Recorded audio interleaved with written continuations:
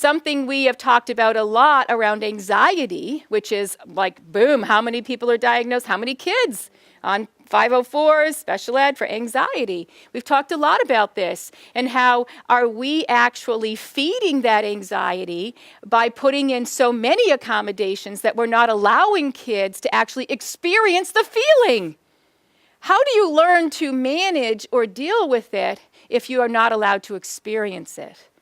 So when we talk about the differences between accommodations and interventions, it's about being proactive. It's about saying to kids, hey, listen, when you start feeling this way, here's what you've learned to do.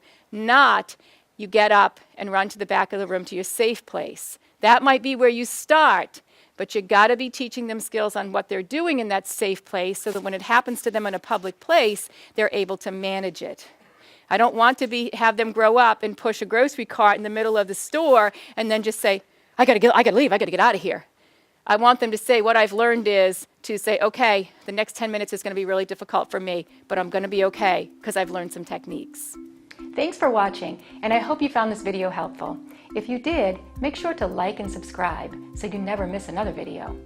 I speak and consult on school behavior, and I love to help districts solve some of these problems. See you next time.